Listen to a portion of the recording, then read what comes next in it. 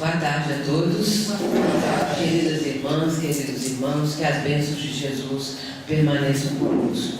É sempre uma alegria voltar a essa casa, onde já vim algumas vezes, e sempre que eu estou escalada para vir aqui, já de antemão, em Juiz de Fora, em Minas Gerais, onde resido, eu já lembro toda da casa de vocês, isso é uma alegria muito grande para mim.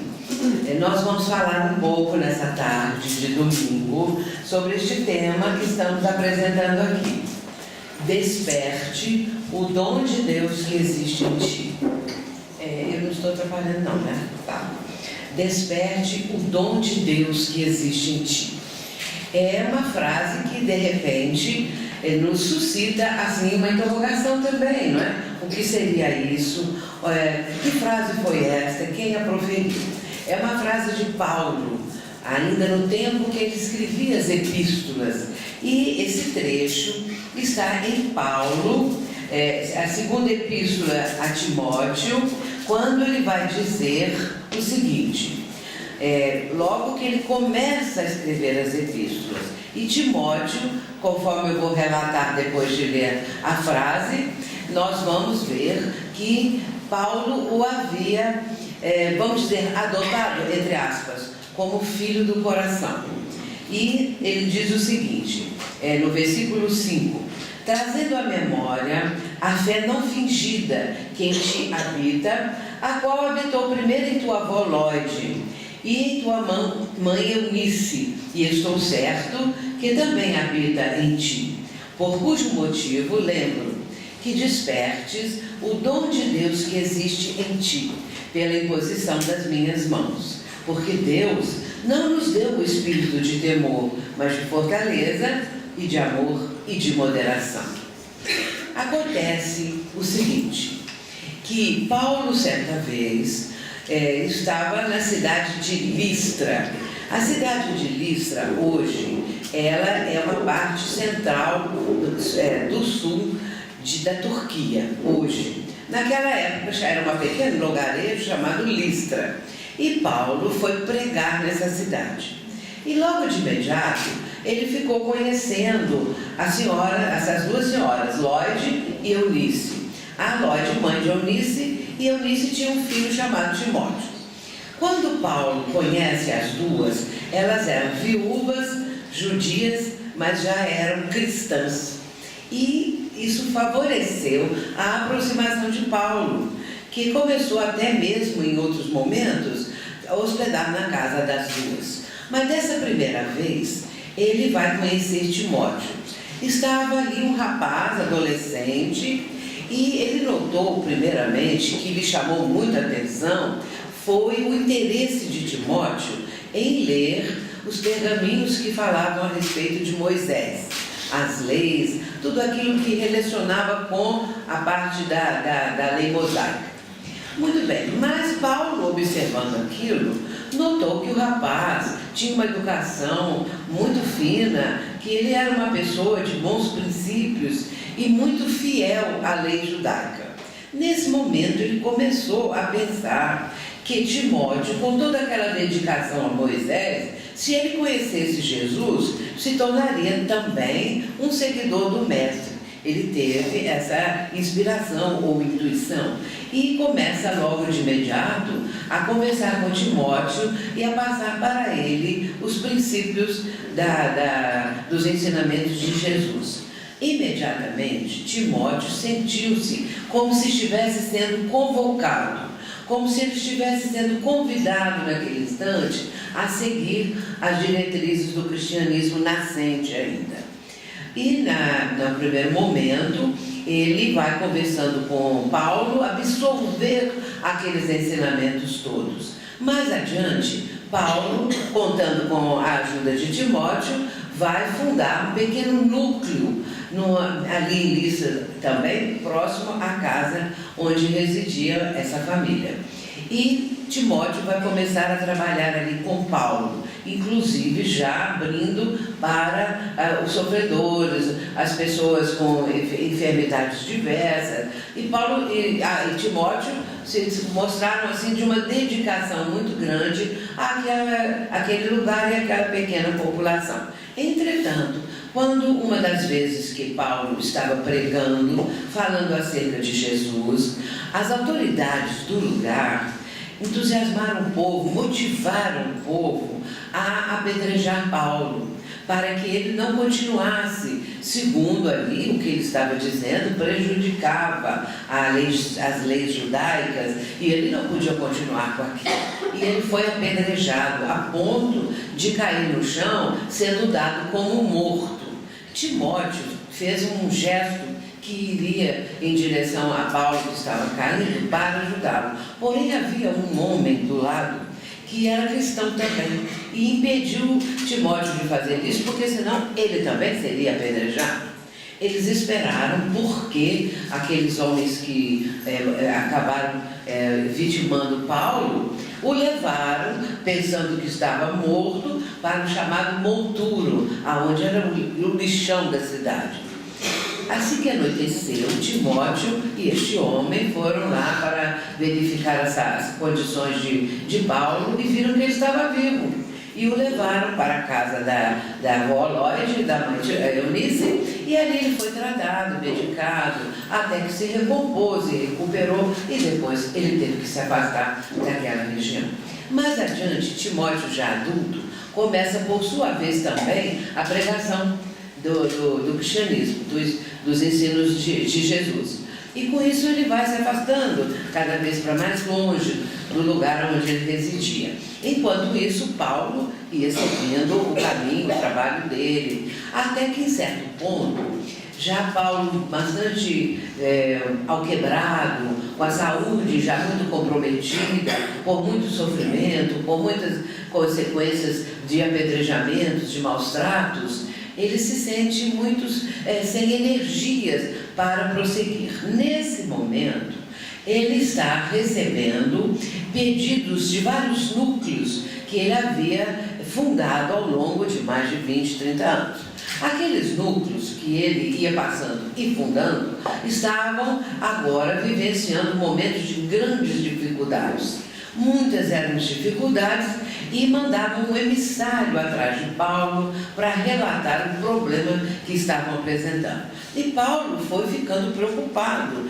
Um vinha, falava de alguma coisa, outro emissário vinha, já de outra região, de outro núcleo que ele havia fundado, e assim muitos foram os pedidos que iam chegando e gradualmente aumentando. Ele ficou muito preocupado. E começou a pensar como que ele poderia fazer. Se ele não tinha saúde, se ele não tinha mais forças para retomar de novo, indo àqueles lugares, ele tinha que achar uma saída. Depois de orar muito numa noite, ele adormeceu e viu, num desdobramento, o próprio mestre diante dele. É nesse momento que Jesus vai dar a Paulo uma orientação, dizendo que se ele não podia mais comparecer àqueles locais onde ele havia fundado, nas situações que naquele momento estavam apresentando, ele poderia escrever.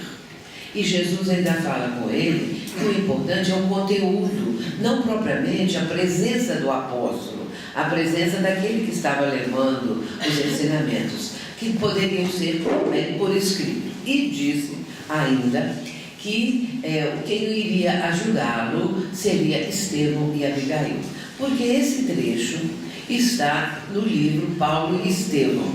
E é muito importante porque quem conhece o livro vai se lembrar desse momento, desse desdobramento de Paulo. E quando ele desperta, ele se sente revigorado. A ideia era maravilhosa e ele vai começar a pensar como levaria essa palavra, como teria que escrever. E nesse instante ele vai mandar chamar Timóteo, que estava na Ásia. Ele já era um homem feito, um adulto, e continuava pregando o cristianismo. Então, ele é chamado por um emissário que vai atrás dele, e vem Timóteo e Silas. Porém, Lucas também estava ali com Paulo. Em certo momento, Paulo vai dizer: só Lucas está comigo. A solidão era tanta, mas felizmente Lucas vai chegar e vai ficar junto com Paulo. Ele vai começar então a escrever as epístolas. as cartas, como Emmanuel coloca no livro Paulo Estevam, as cartas imortais, que até hoje ainda estão sendo submetendo muitas vezes as pessoas, não é? a encontrar naquelas epístolas respostas, buscando ensinamentos, buscando a verdade, buscando a visão de Paulo. Então, aqueles textos eram estudados e até hoje a gente estuda e lê as epístolas de Paulo. Timóteo vai voltar e vai ficar ali depois ajudando Paulo até a sua desencarnação. Muito bem.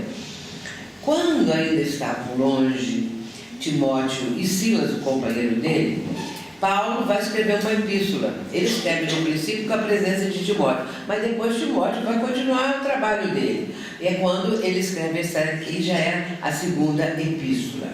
E o que nos interessa é essa frase: por cujo motivo lembro que despertes o dom de Deus que existe em ti pela imposição das minhas mãos. Desperte o dom de Deus que existe em ti. Vamos pensar um pouquinho. O que é que Paulo está dizendo? Qual é o dom de Deus? E ele coloca que esse dom de Deus existe em Timóteo. Desperte o dom de Deus que existe em você, Timóteo. Ou nós podemos pensar assim: e nós temos dom? Qual seria o nosso dom? O dom de Deus está em nós, tal como Paulo se refere a estar em Timóteo? E aí me lembro, para nós fazermos uma comparação, o momento em que Jesus vai ao poço de Jacó e ali vai encontrar a samaritana. Isso está em João capítulo 4, no versículo 5. Jesus senta na beirada do poço e fica ali esperando, porque ele já sabia tudo o que ia acontecer, não era novidade para ele. Ele sabia que a samaritana ia passar por ali.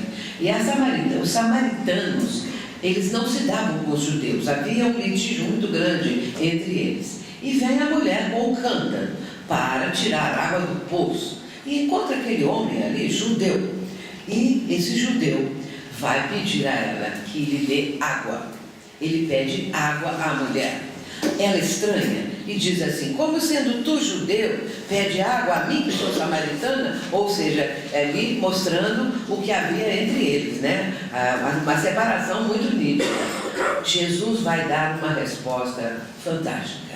Ele fala assim: se tu conhecesses o dom de Deus, não perguntaria quem é esse que lhe oferece água, porque eu poderia lhe oferecer água viva. Vamos parar por aí, o que nos interessa é essa parte do dom de Deus. Ele fala com ela: se tu conhecesses o dom de Deus, não faria essa pergunta. Volta a mesma expressão, dom de Deus. Qual seria o dom de Deus que está em nós? É isso que nós vamos começar agora a pesquisar. Vejamos, primeiramente, lembrando que um sábio da antiguidade, na questão 919 do Livro dos Espíritos, havia dito: homem, conhece-te a ti mesmo. Conhece-te a ti mesmo. Para nós encontrarmos o dom que existe em nós, temos que começar aqui. Conhece-te a ti mesmo. Será que eu tenho algum dom? E o que significa este dom? Vamos ver. Aí nós temos Leon Denis dizendo o seguinte: a alma não é feita de uma só vez, a si mesma se faz, se constrói através dos tempos. Suas faculdades, suas qualidades, seus haveres intelectuais e morais, em vez de se perderem, capitalizam-se, aumentam de século para século. É o livro O Problema do Ser do Destino da Dor, capítulo 15. Recomendo a todos, que é um dos mais belos livros que eu já li em toda a minha vida. Portanto, O Problema do Ser do Destino da Dor é aquele livro que a gente deixa de cabeceira para toda hora ler um trechinho, para toda hora se deslumbrar com as palavras de Leon Denis. Mas aqui ele está dizendo que nós não somos feitos de uma só vez. Quando fala alma, está falando de nós. É uma expressão que antigamente era mais usada. Hoje, no âmbito da doutrina, nós podemos dizer o espírito não se faz de uma só vez. Cada um de nós Estamos nos construindo através de milênios. Vamos lembrar que nós somos espíritos imortais, que fomos criados por Deus, que nos dotou de atributos, ou seja, de faculdades, de potencialidades. E nesse caso aqui, ele já está afirmando que o espírito, ele não se constrói numa única vez, numa só encarnação, numa só existência, mas através dos tempos. E as faculdades, essas que Deus nos dotou, não é? As nossas qualidades, nossas conquistas intelectuais e morais não se perdem, vão se capitalizando, o que é algo notável. Nós começamos a entender isso, já que representam o nosso capital moral, aumenta de século para século, dependendo então da nossa conduta. Mas vamos ver aqui que Joana vai tomar o mesmo assunto, mas vai aclarar ainda mais. Ela diz assim: cada indivíduo é portador da herança dos próprios atos, que passam a constituir-lhe o patrimônio da evolução permanente. Cada indivíduo tem a sua própria herança, mas ele herda de si mesmo, não herda de ninguém, nem mamãe, nem papai, nem nada. Ele vai herdar de si mesmo. É portador da herança dos próprios atos, que passam a constituir-lhe o patrimônio da evolução permanente. Mas ela ainda diz mais: se erra, recomeça a experiência. Quando acerta e se desincumbe a contento do compromisso, o que ele faz? Incorpora ao patrimônio já conquistado. Por isso é que Leon Denis diz que o capital vai aumentando a cada experiência. E aqui ela está confirmando isso. Ela fala do patrimônio que nós temos. Esse capital é o nosso patrimônio. Mas erramos, claro, através de sucessivas experiências encarnatórias, nós cometemos muitos erros. Mas também temos os nossos acertos. E isso vai sendo incorporado. Isso vai fazendo parte da nossa bagagem. Porque temos uma bagagem. E essa bagagem é constituída exatamente disso aí. É o nosso capital, é o nosso patrimônio.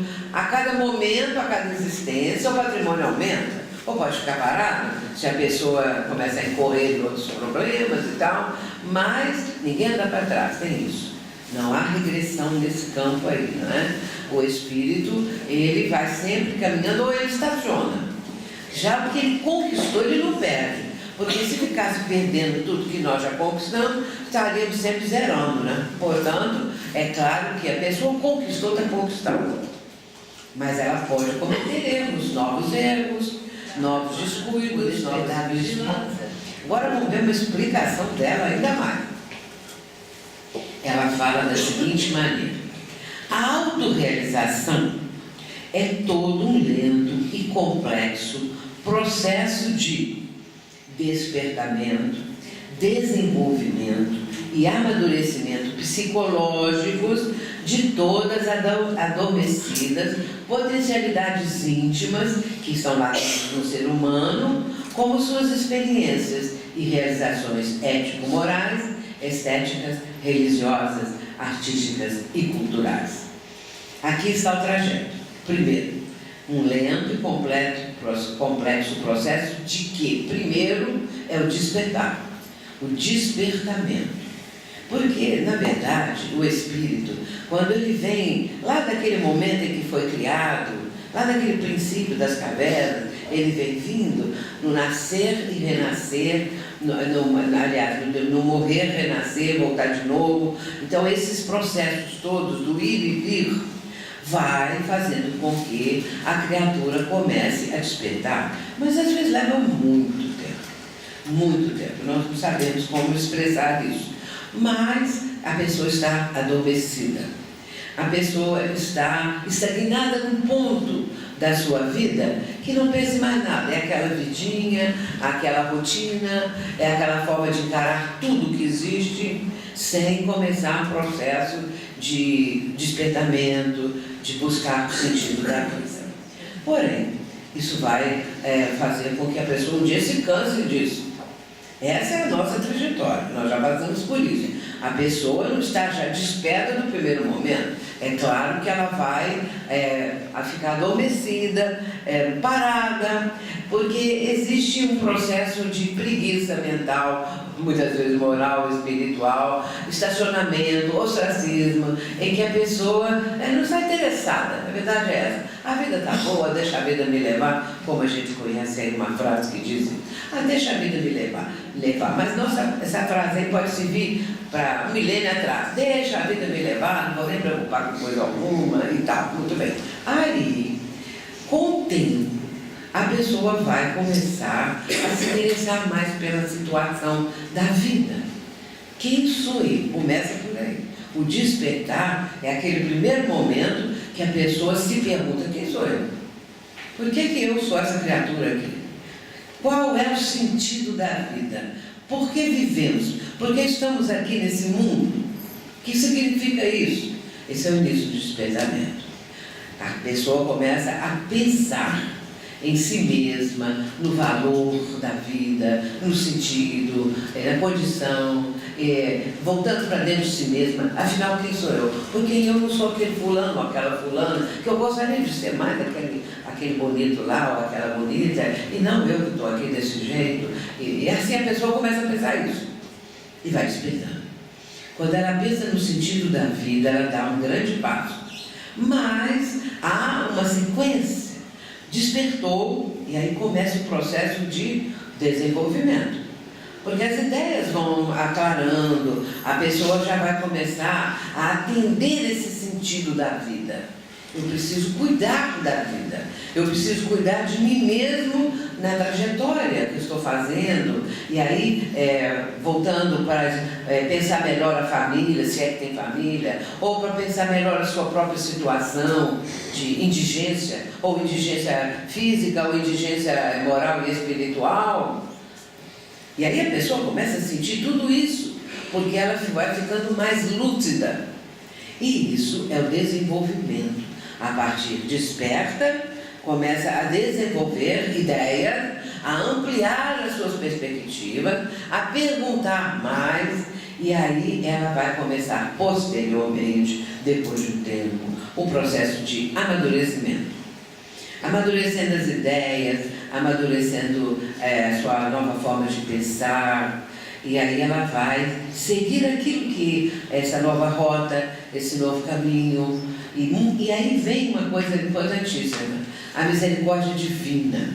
Porque quando a pessoa está interessada, quando a pessoa quer mesmo melhorar, e aí vem lá no Evangelho segundo o Espiritismo, nós vamos encontrar Kardec falando que o ser tem a busca para o melhor. Isso existe dentro de todas as criaturas, algo melhor, não é? Então eu quero alguma coisa melhor do que eu já tenho. Não propriamente o ter, mas também o ser. E nesse caso eu quero ser uma coisa melhor. Lembrando que lá no Homem das Cavernas, se ele não tivesse tido esse anseio pelo melhor, ele ficava na caverna até hoje. Mas como tinha esse anseio de buscar algo melhor, ele sai da caverna para construir qualquer coisa. Com as árvores, com os ramos, com alguma coisa, ele faz uma cabanazinha e aí começa, porque ele quer o melhor, ele quer alcançar alguma coisa que está dentro dele, que dá aquele impulso, e assim vem vindo até os dias de hoje. O ser humano continua querendo o melhor. Hoje já é o melhor em vários ramos da vida, né? Em vários aspectos, em várias perspectivas. O melhor na ciência, o melhor na medicina, o melhor na saúde, o melhor na educação, o melhor nisso, o melhor naquilo. A busca do melhor, para não ficar parado. Porque isso é o que motiva a vida, que leva a pessoa a caminhar. E aí, como ela diz aqui, amadurecimento, esse conjunto todo é um conjunto psicológico da vida da pessoa, de todas as que estavam ainda adormecidas potencialidades íntimas, que estão latentes no ser humano. Então Deus nos dotou disso tudo que está aqui. Deus nos dotou dos atributos. Quando criou o espírito imortal, aí, nesse processo de criação, o Pai do Céu vai nos dotar, como uma herança dele, os atributos, essas potencialidades. Primeiramente, lembrando da inteligência.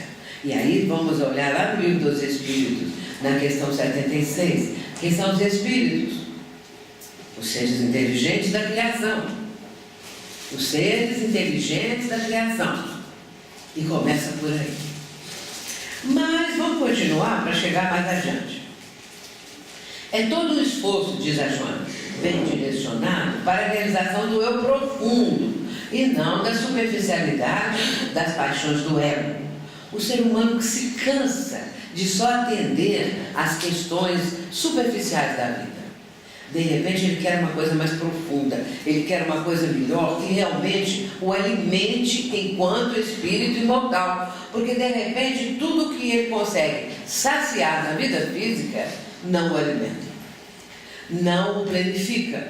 E aí ele vai buscar o quê? Algo melhor. Tem alguma coisa melhor? Tem alguma coisa que eu preciso encontrar, que é encontrar a si mesmo. Encontrar-se como espírito imortal. Isso muda tudo, meus irmãos, muda tudo. A nossa perspectiva de vida, a nossa condição aqui no plano terreno, o nosso interesse na vida é totalmente diferente.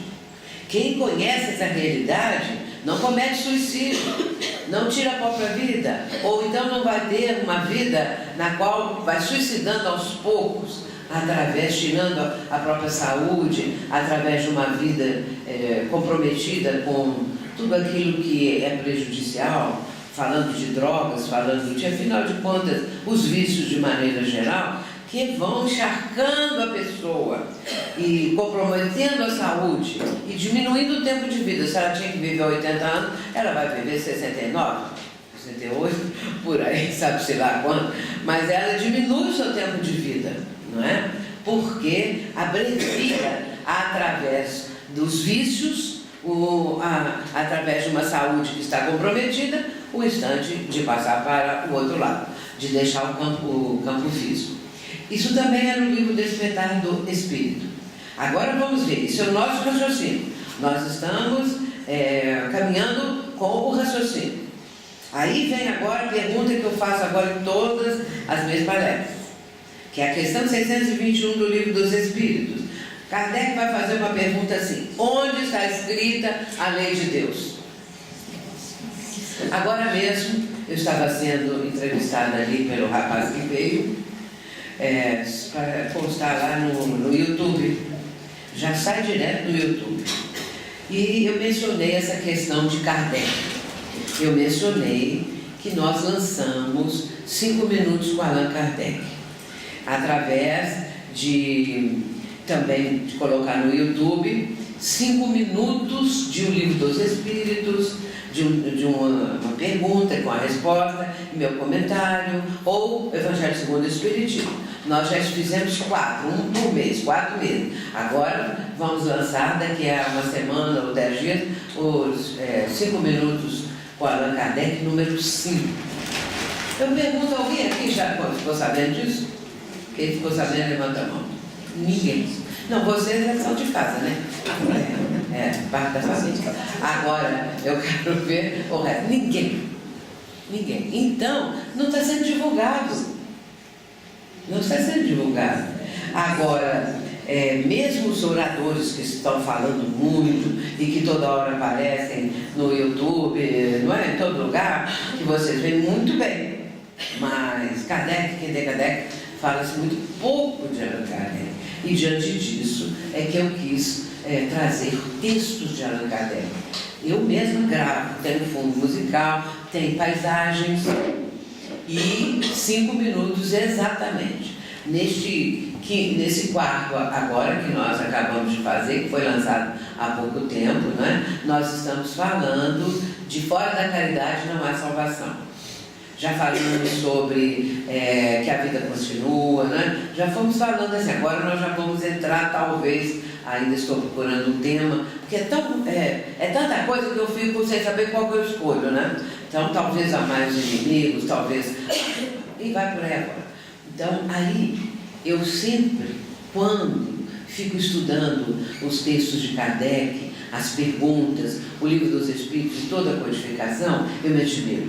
Porque quanto mais você mergulha no pensamento de Kardec, mais você acha que ele é incomparável, que ele é de uma lógica, que ele é de uma sabedoria incomum e sabia fazer perguntas, porque não é fácil fazer pergunta não. Fazer uma pergunta inteligente que dê condição àquele que está sendo entrevistado de dar uma resposta sábia é difícil. Então, Kardec faz a pergunta que aqui está: onde está escrita a lei de Deus? Eu fico pensando, como que ele pôde imaginar isso? Onde está escrita, claro, entre aspas, a lei de Deus? Onde que está escrita? Alguém escreveu alguma coisa?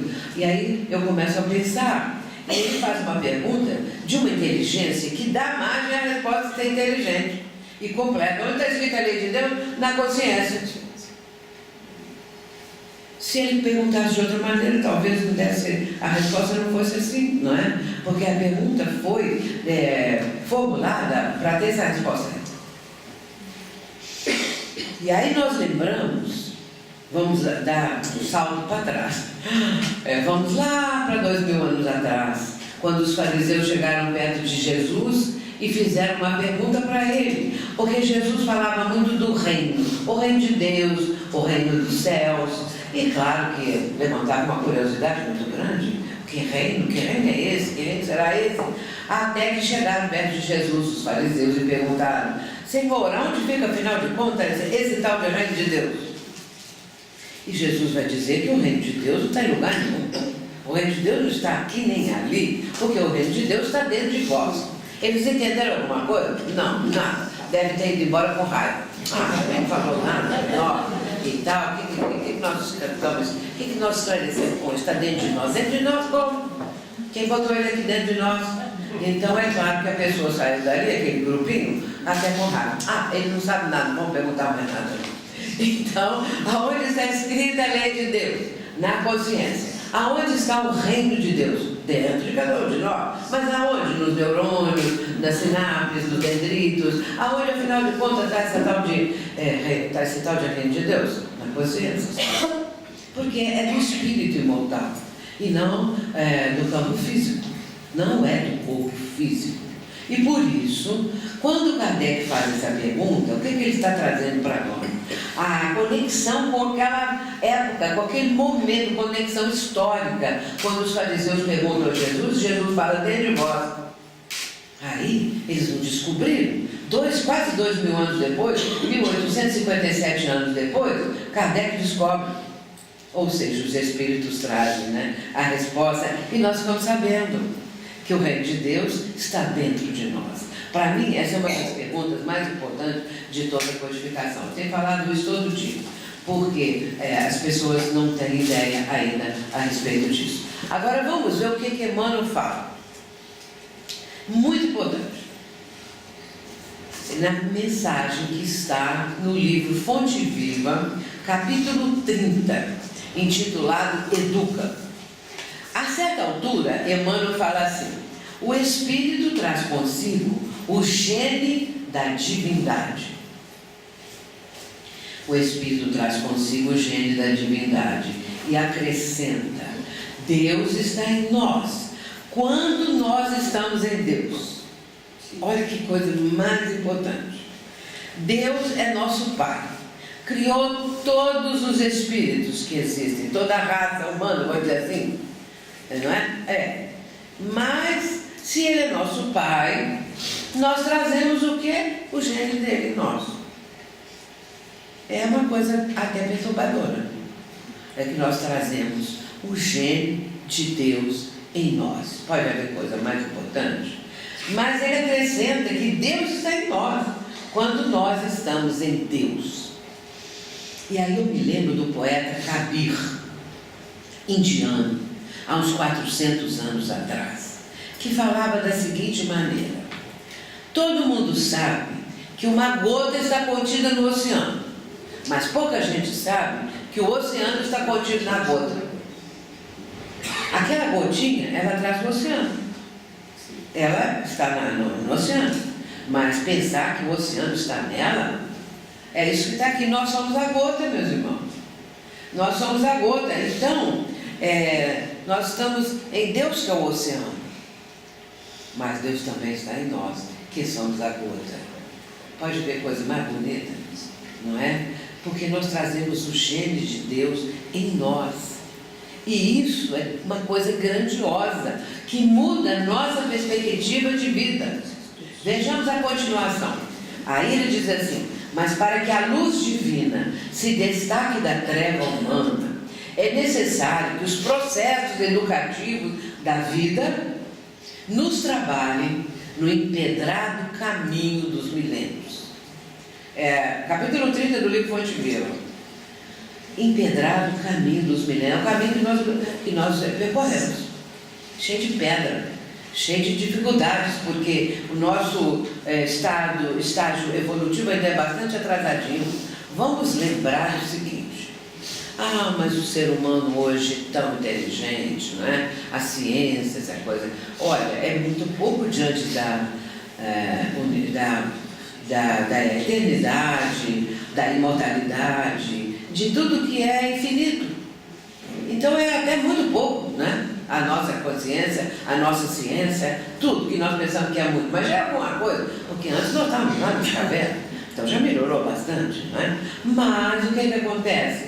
Nós temos que fazer um trajetório, uma caminhada. E Kardec vai nos ensinar que existe a ciência do infinito. Ciência do infinito. Nós estamos começando a nem ler uma introdução ainda da ciência do infinito.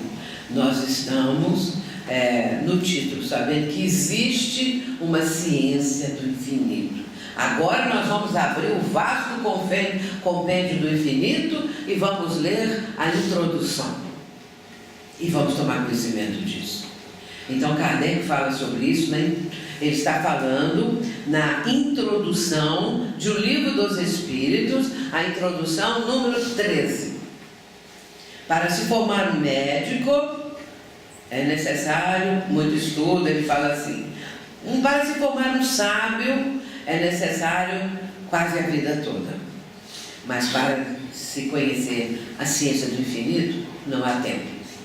Não há tempo. Como é que nós podemos dizer que tem um tempo? Não sabemos. Bem, aí ele fala que ele chama a gente de trevosos aqui, porque ele fala assim: mas para que a luz divina se destaque da treva humana, que somos nós, né? É necessário que os processos educativos. Educação. Essa mensagem ela é toda em torno da educação. É fantástica a mensagem. Mas vamos lembrar aqui agora o Leon Denis. Leon Denis fala da seguinte maneira, a mesma coisa, só que de outro jeito: tudo que está em nós está no universo. E tudo que está no universo encontra-se em nós. Olha bem, tudo que está em nós está no universo. E tudo que está no universo está em nós. É a mesma coisa que Emmanuel disse, né? Deus está em nós, tanto quanto nós estamos em Deus. O universo está em nós, tanto quanto nós... nós estamos no universo, tanto quanto o universo está em nós. Muito bem, então você até agora tem uma perspectiva que você é um cidadão universal.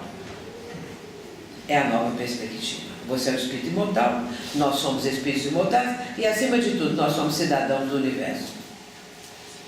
Olha quanta coisa que nós vamos descobrindo, que a doutrina espírita nos mostra isso. Aí ele acrescenta, ele é um Denis, pelo corpo fluídico e pelo corpo material. Bem, qual é o corpo fluídico? O perispírito. O perispírito é o corpo fluídico do espírito. E é por isso que ele está dizendo assim: pelo perispírito, substituindo a expressão corpo fluídico, pelo perispírito e pelo corpo material, o homem acha-se ligado à imensa teia da vida universal. Pela alma, ele está ligado a todos os mundos visíveis e invisíveis. Portanto, nós temos uma ligação estreita, uma ligação profunda, uma ligação permanente com tudo o que existe, não é? Com a teia da vida universal. Olha que coisa maravilhosa. Isso pelo espírito, não é? E pelo corpo físico, quando nós estamos ligados à vida material também, não é? Agora pela alma, a todos os mundos visíveis e invisíveis. É o livro que eu disse, o problema do ser, do destino e da dor. Agora ele vai falar também uma coisa muito interessante. Quais são as necessidades irresistíveis que o espírito possui? Mas o espírito que já está numa evolução adiantada. Não é o espírito lá das cavernas, o bruto, aquele que está na vivência ainda bruta das cavernas. Não. É o espírito que já está mais adiantado. Quais são as suas necessidades? E aí vem uma coisa muito interessante e muito instigante. Nós temos, porque eu vou falar que nós somos esses espíritos aqui, né? Nós não estamos mais naquela idade da pedra, nem coisa nenhuma, nós já somos espírito em evolução, não muito adiantado, mas mais ou menos. Necessidade de infinito. Mas que coisa, hein? Nós temos necessidade de infinito? Alguém um dia já pensou isso? Temos. Por quê? Porque se nós tivéssemos a noção, ou tivéssemos apenas uma vida, essa terrena, que pode acabar quando a criancinha dá seu primeiro choro e já morre ali. 1 minuto de vida. Ou pode viver 100, 100 e poucos anos. O que é isso diante do infinito? Nada. Isso não é nada. Agora, quando nós temos a noção da reencarnação, nós entramos no infinito da vida. Eu não falei agora mesmo que Kardec fala que existe a ciência do infinito? Está aqui. A ciência do infinito, que é o que nós temos necessidade, desse infinito. Mas por hora nós não compreendemos muito bem, não. Porque nós ainda não estamos num processo tão adiantado que possa entender isso. Mas nós já sabemos que existe uma ciência do infinito. E isso é importantíssimo. Vamos ver a outra coisa, que é necessidade imperiosa. Necessidade de justiça. Necessidade de justiça. Nós, se formos injustiçados, que a vida nos proporcione uma dificuldade, uma luta, um sofrimento, e de repente nós vamos sofrer uma injustiça. E é terrível quando a pessoa é inocente, quando daquele crime que está sendo imputado a ela, ou isso ou aquilo, então ela é inocente de uma calúnia, ela não fez nada daquilo, mas ela é acusada. Então, a injustiça é terrível. Agora, existe a injustiça geral, né? Que nós estamos vendo no nosso Brasil hoje, leis injustas, ou até mesmo, às vezes, leis melhores, mas não são cumpridas. E muitas pessoas estão sendo injustiçadas, enquanto que outros que são realmente culpadas estão por aí, não é? A gente sabe como é que a coisa funciona. Agora, necessidade de justiça.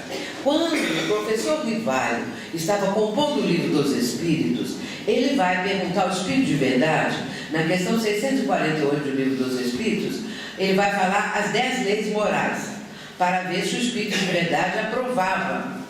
Claro, porque Kardec estava estudando ali a parte das leis morais. Então, ele vai falar as 10 leis morais, quando ele chega na 10ª, lei de justiça, de amor e caridade, o Espírito de Verdade fala, essa é a mais importante, porque ela sintetiza todas as outras 9. Então, aí está justiça, amor e caridade. E aqui está justiça com Moisés, amor com Jesus, que é a lei de amor que Jesus trouxe, e caridade, que é a bandeira da doutrina espírita. Fora da caridade não há salvação. Portanto, quanta coisa nós podemos extrair, não é, dessas explicações de autores como Leon Denis. Nós temos necessidade de luz, não luz elétrica, nem luz disso ou luz daquilo, nem luz do sol, que todos temos necessidade disso, mas essa luz que está falando aqui é a luz espiritual, do espírito evoluído. Nós sabemos que esses espíritos mais evoluídos, nós chamamos de espíritos de luz, não é? Doutor Bezerra é um espírito de luz. Joana de Ângeles, Emmanuel, se esses espíritos fossem vistos por nós, nós veríamos aquela extensão da luz que eles irradiam, essa coisa toda, né? Agora, nós temos necessidade de luz, por horas nós estamos um pouquinho escuro ainda, né? Mas nós vamos ficar iluminados. Um dia, né? Um dia nós vamos chegar a ser espírito de luz. E aí é diferente, muito diferente. Nós vamos irradiar luz. E aí eu não sei quem leu aqui, vou perguntar. Quem leu o livro, segundo livro de André Luiz? Quem lembra? Eu nem falei, mas as mãos já levantaram, que coisa boa. Então, os mensageiros, né? Quem já viu o mensageiro? Tá bom, tá muito bom até. Vocês devem se lembrar o dia que André Luiz descobriu que ele estava irradiando luz. André Luiz vai sair lá do nosso lar, da colônia Nosso Lar, que fica num plano espiritual mais elevado e que é um lugar iluminado. E André Luiz vem para um lugar mais próximo da crosta terrena. E é claro que é um lugar mais sombrio, mais escuro. Está chegando próximo do nosso planeta Terra, que a psicosfera é meio escura ainda, né? Bom, aí eles vêm vindo, ele e o companheiro dele, que é o Silas. Agora eu não me lembro qual é o companheiro. Quem lembra do companheiro dele? Quem lembrar pode falar. Bom, é o companheiro dele. Eles vêm vindo, né? Eles vêm vindo. Quanto mais eles se afastavam de nosso lar, mais escuro ficava. Agora não me pergunte como é que era o lugar que eles vinham vindo, está descendo da uma nuvem para outra, como é que funciona essa coisa, porque nós não sabemos como que é a trajetória de lá para cá. Mas, como está escuro, André Luiz observou que ele estava irradiando luz. E ele ficou encantado, maravilhado, emocionado. E olhou para o companheiro dele, ele também estava irradiando. É o Vicente. Não é? Você tem então pronto. Vicente e André Luiz. Quando ele olha para o Vicente também estava irradiando luz. Eles ficaram tão emocionados que pediram a Aniceto, que era o instrutor que estava com ele, instrutor espiritual, que eles queriam agradecer a Deus. E ajoelharam. Agora aonde também não sei. Se ali tinha um pavimento, uma rua, se tinha qualquer coisa. Eles ajoelharam, né? Ou ficaram no ar. A gente não sabe muito bem onde eles ajoelharam, mas ajoelharam. E mentalmente talvez, não é? Sim. Mentalmente ajoelharam. E agradeceram a Deus pela oportunidade. Porque como que eles começaram a irradiar a luz? Pelo trabalho no bem. Conquistaram. E aí começaram a irradiar a luz. Então é essa luz que nós temos necessidade.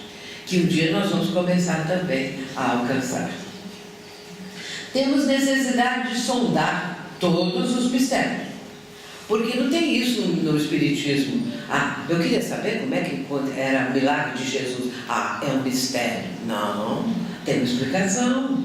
Mas muitas vezes se diz assim, aquele milagre lá, aquilo é um mistério. Isso assim, é um mistério. Não pode aprofundar, é um dogma, um mistério, é isso, é aquilo. Mas nós precisamos saber.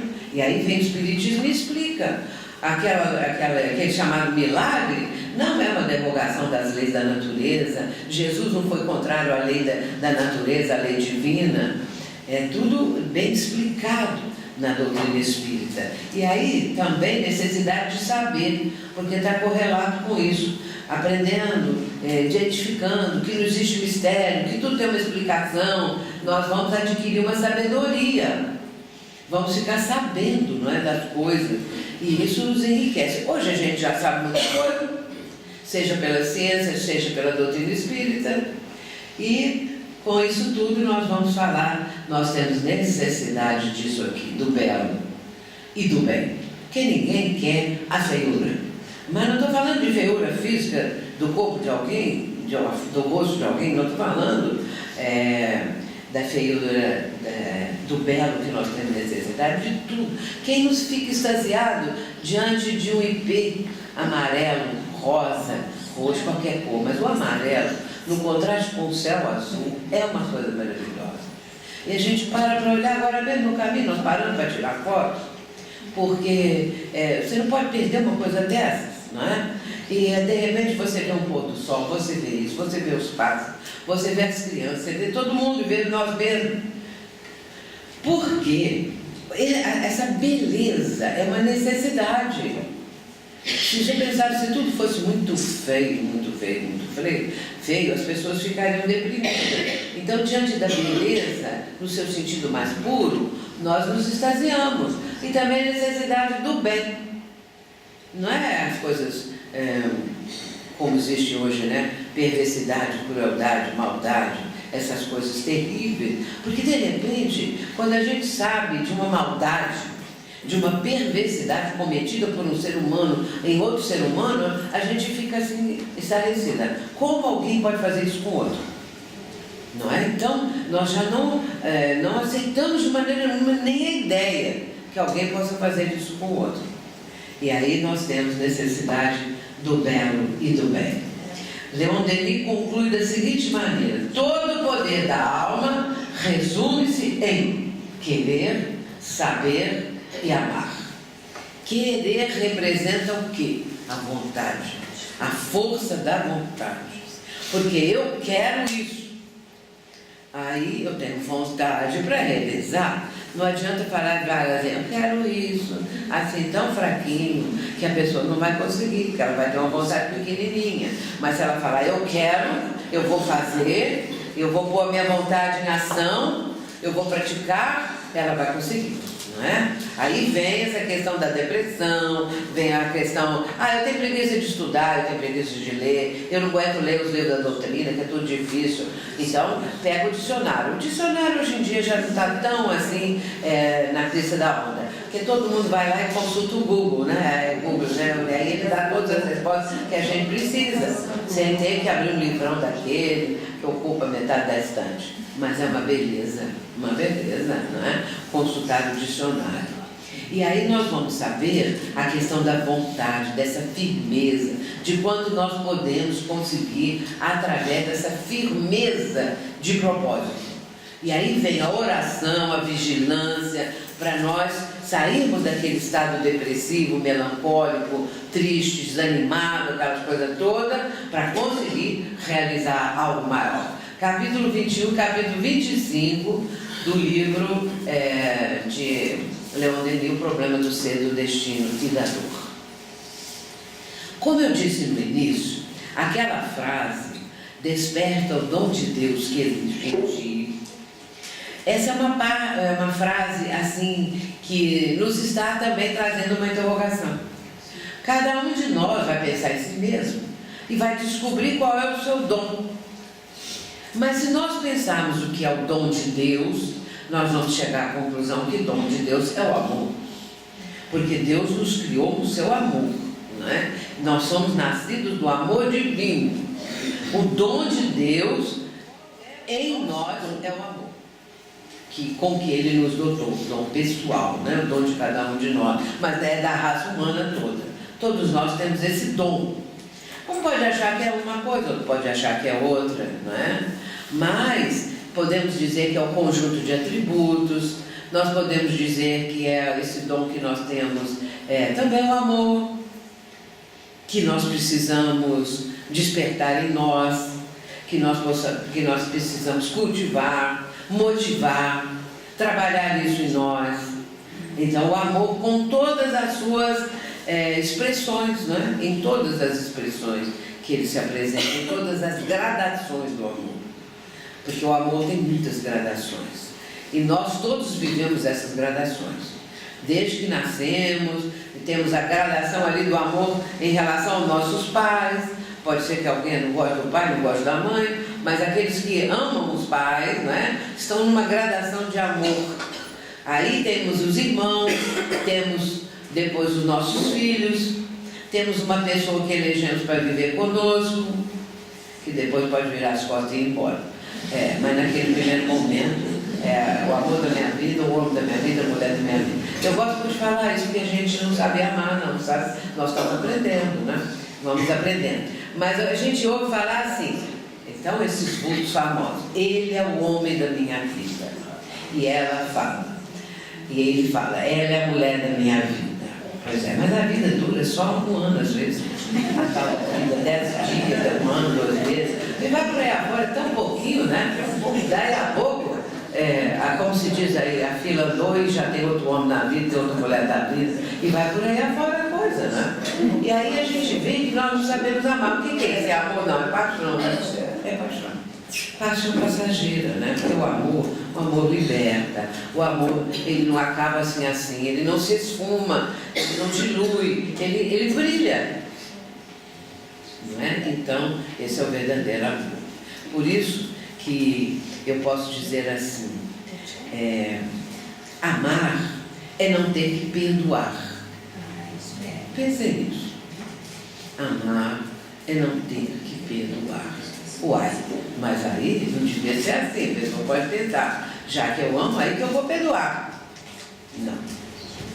Porque quem ama não fica ofendido. Então, por mais que aquela pessoa venha e faça alguma coisa negativa, a pessoa tem tanto amor que ela não fica ofendida não, ela compreende, deixa, ele é uma criança, ou ela é uma criança ainda mental, moral, espiritual, não sabe o que fala e tal. Então Jesus não ficou ofendido por ninguém. Tudo que fizeram com ele, claro que não. Gandhi, eu sempre dou o exemplo de Gandhi, porque quando ele foi levado à prisão várias vezes, e alguém lá perguntou um dia a ele, o senhor já perdoou esses que o levaram à prisão? Ele falou, não tem nada a perdoar, porque eu não fiquei ofendido, não. Eles não me atingiram. A pessoa fica inatingível.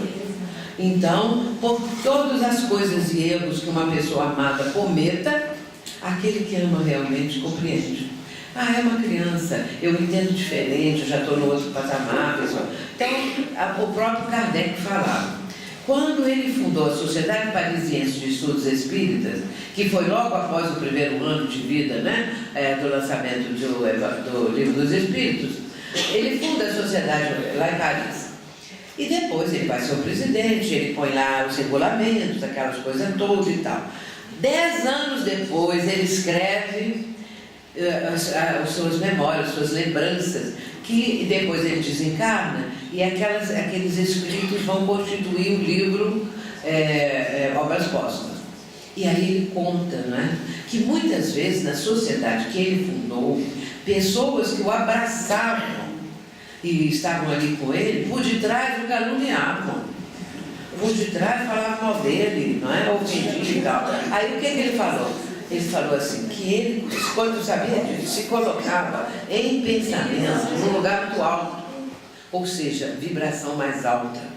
Lugar muito alto para ele, né? Eu me colocava num lugar muito alto, não ia subir numa montanha, não era. Lugar muito alto era na mente, no processo vibratório. Ele se elevava vibratoriamente. E aí ele dizia assim, e a grita dos maus não me atingia. Quer dizer, todos os que faziam aquilo, o apunhalavam pelas costas, aquilo não atingia ele porque ele estava acima daquilo. Agora, meus irmãos, para ficarmos acima das coisas, nós chegamos nesse ponto, vai ter danado. Nós temos que trabalhar muito, mas a gente chega, tá? Eu falo sempre, vamos começar desculpando. Não vamos ser assim tão exigentes, né? Vamos desculpar daquilo. A gente até pode ter uma reaçãozinha logo naquele primeiro momento, mas depois você reflete, não, eu não posso ser assim, eu sou espírita, eu estou aprendendo que eu tenho que amar, tenho que perdoar, tenho que tolerar, tem que ser indulgente, ser benevolente, olha quanta coisa que nós temos que ser, um bocado de coisa. Então vai indo aos poucos, né? Agora, Emmanuel, nessa página, que ele comenta a frase, desperte o dom de Deus que é ele está comentando essa frase, ó. Por isso te lembro, despertes o dom de Deus que existe em ti. Paulo, segunda epístola a Timóteo, capítulo 1, versículo 6. Muito bem. Desperte o dom de Deus. O verbo despertar, ele é para nos sacudir, né? Para nos acordar, para nos tirar do ostracismo, para não ficar parado demais. Vamos despertar. E vamos despertar esse dom, quer dizer, o dom de Deus é o amor, com que Ele nos criou. E é esse dom que nós temos que despertar. Vamos ver o que ele fala na mensagem. Eu trouxe um trecho da mensagem. Ele está comentando a frase. É indispensável muito esforço de vontade para não nos perdermos indefinidamente na sombra dos impulsos primitivistas. Nas menores atividades da luta, o aprendiz é influenciado a permanecer às escuras. Por essa razão, Paulo aconselhava Timóteo que não olvidasse a necessidade de acordar o dom de Deus no altar do coração. Olha a parte final. Que o homem sofrerá tentações, que cairá muitas vezes, que se afligirá com decepções e desânimos na estrada iluminativa, não padece dúvida para nenhum de nós. irmão, mas ele está falando dele e o conjunto de espíritos que ele tem. Não padece dúvida para nenhum de nós, irmãos mais velhos em experiência maior. Entretanto, é imprescindível marcharmos de alma desperta, na posição de reerguimento e reedificação sempre que necessário. Que as sombras do passado nos fustiguem, mas que jamais nos esqueçamos de reacender a própria luz. Isso é no Vinha de Luz, o capítulo 30 também, Emmanuel. Vejamos que texto mais rico, não é? Um texto muito rico aqui, mas o que vamos enfocar, ele está dizendo, marcharmos de alma desperta, desperta o dom de Deus. Significa o quê? Posição de reerguimento e reedificação. Se a pessoa desperta para o sentido da vida, se ela vai começar uma mudança, que claro, vai ser gradualmente, não é uma coisa igual Paulo que viu Jesus, não é? E na mesma hora mudou, aliás, Saulo viu Jesus, na mesma hora mudou para Paulo. Muito bem, então não é isso, é uma posição de reerguimento, nós vamos reerguer. E aí eu me lembro, me deu agora essa ideia, da parábola do filho pródigo. Quando o filho mais velho pediu ao pai que lhe cedesse a herança, e o pai vai concordar, porque o filho queria ir, o filho queria sair da casa paterna e começar o seu próprio caminho, e mesmo errando, mesmo caindo, ele queria encontrar a sua caminhada. O pai cede a ele e ele vai embora, e ele começa a caminhada, vai dissipar a herança, que não é dinheiro, né, gente? A herança são bens, valores, tributos, condições, que o pai, que é Deus, estava dotando o filho. E o filho vai indo, e vai numa vida tão dissipada, que aqueles valores, aquela herança, ela foi se diluindo, parecia que nem existia mais. E aí ele fica sem emprego, ou seja, fica perdido. Onde que ele vai recorrer? Ele consegue lá um emprego no meio dos porcos, que são os vícios, que expressam os vícios. Então ele está lá, naquela vida de vícios, degradação, chafurdando ali, junto com os porcos. O que acontece? Ele cansa. Ele lembra da casa do pai, que lá ao serviçar, qualquer empregado do pai era melhor tratado do que ele estava sendo tratado ali. Então ele sente saudade, ele sente vontade de voltar. E aí ele vai fazer um esforço muito grande. E ele vai fazer o que? Ele está caído. Ele vai se reerguer, ele se levanta e começa a viagem de volta. Nós, meus irmãos, estamos na viagem de volta. Um dia, quem sabe fomos os filhos pródigos, que dissipamos muita coisa que tínhamos, que recebemos, que éramos, e de repente nós vamos cair na realidade. Cair em si. Hoje em dia se fala assim, caiu a ficha. Mas nesse caso, caiu uma ficha do tamanho nem sei qual. Cai uma ficha. E a pessoa conhece a sua própria realidade. Ela vê a sua realidade. E a partir daí ela levanta. Ela se levanta e começa a viagem de volta. Mas tem que fazer a viagem de volta. E a viagem de volta é vencer tudo que nós semeamos erroneamente, não é? Tudo. Nós semeamos espinhos, vamos caminhar nos espinhos. Semeamos coisas erradas de todos os jeitos, chafurdamos na lama que nós espalhamos pelo caminho e vamos por aí afora. Mas um dia nós chegamos na casa do pai e o pai está nos esperando. E fica feliz, não é? Com a nossa volta. Agora, tem um caso do irmão egoísta, né? Que sempre tem um para criar problema. Então está lá, parente difícil, que é o parente difícil. Está lá. Aí olha para o pai, que o pai mandou fazer uma festa para a chegada dele. Do filho que estava perdido e retornou à casa do pai. E aí o irmão que estava com inveja falou assim: mas o senhor nunca fez uma festa dessa para mim, que estou aqui, que te ajudo, que trabalho, que não sei o quê, mas esse daí que fez isso, fez aquilo, o senhor está fazendo uma festa? E aí a gente vê o raciocínio da coisa, não é? Ele estava ali do lado, mas era muito interessado na herança, que ele supunha que era uma outra coisa, não é? Ele não tinha o menor amor e solidariedade, não tinha esses valores todos dentro dele. Então ele fica com raiva do irmão que está chegando. O irmão fez por onde, não é? Porque embora ele tenha lapidado tudo, dilapidado tudo, ele tem muita bondade dentro dele, tem muita vontade, tem amor ao pai, essa coisa toda.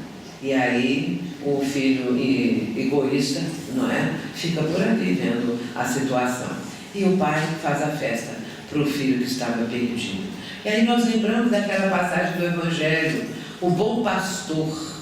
E o bom pastor, ele diz, nenhuma das ovelhas do meu rebanho, né, que meu pai me confiou, se perderá.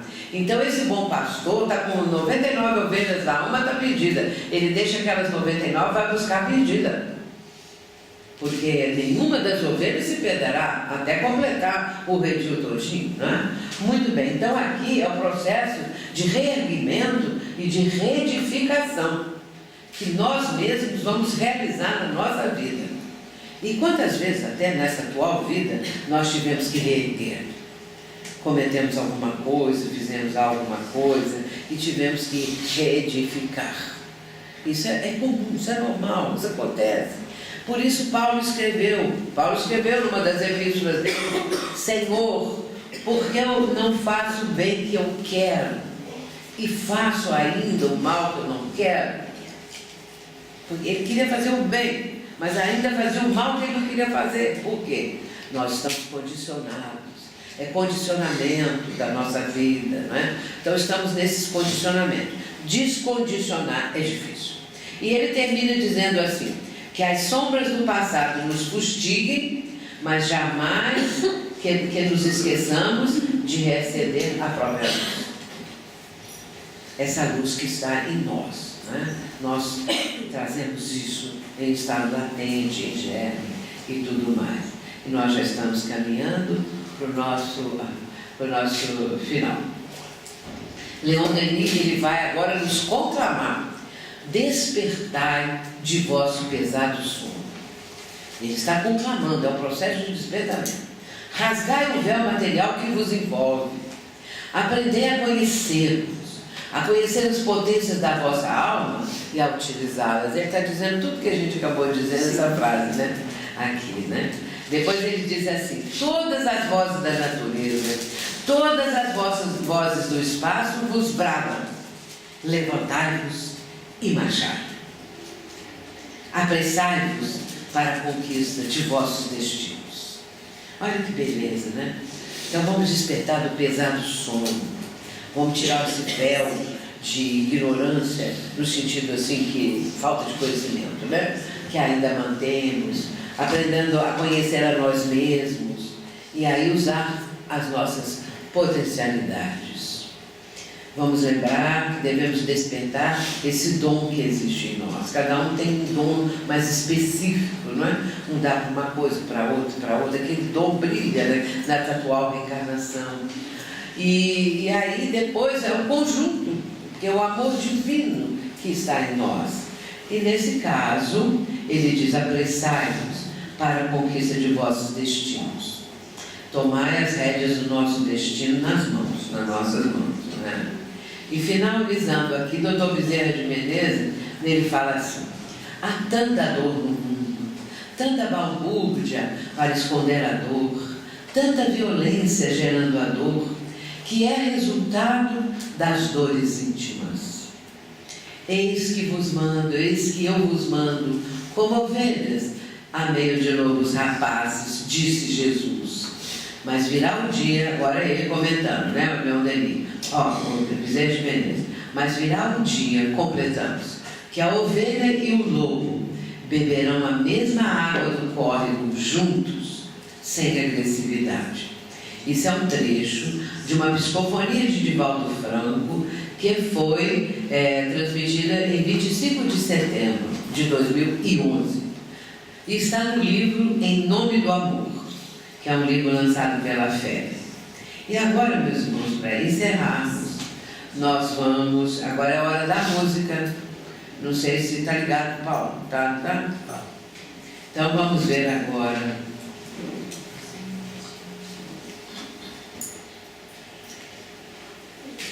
Vamos ver se a música já está começando. Tá? Então nós vamos apresentar uma oração, que é uma oração final agora, né? Psicografia de Francisco Cândido Xavier, e que está no livro Parnaso de Alenton. Vai aumentar um pouquinho, né? Fica ótimo.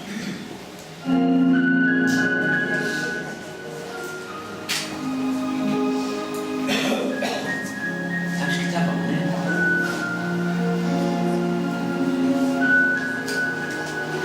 Pai nosso, que estás nos céus, na luz dos sóis infinitos, Pai de todos os aflitos deste mundo de escarcéus. Santificado, Senhor, seja o teu nome sublime, que em todo o universo exprime concórdia, ternura e amor. Venha ao nosso coração o teu reino de bondade, de paz e de claridade na estrada da redenção. Cumpra-se o teu mandamento, que não vacila nem erra, nos céus como em toda a terra, de luta e de sofrimento. Evita-nos todo o mal, dá-nos o pão no caminho, feito na luz do carinho, do pão espiritual. Perdoa-nos, meu Senhor, os débitos tenebrosos, de passados escabrosos, de iniquidade e de dor. Auxilia-nos também nos sentimentos cristãos, a amar nossos irmãos que vivem longe do bem. Com a proteção de Jesus, livra nossa alma do erro, sobre o mundo de desterro, distante da tua luz. Que a nossa ideal igreja seja o altar da caridade, onde se faça a vontade do teu amor, assim seja. Nós estamos com essa prece também, agradecendo a todos vocês a oportunidade de estarmos aqui novamente, desejando a cada um as bênçãos do Mestre para as suas famílias, também as casas espíritas aqui representadas, que sejam abençoadas. Levem o nosso abraço a todos. E que Jesus abençoe esta casa e esse momento que nós estamos vivendo. Muita paz, muito obrigada e até uma próxima vez.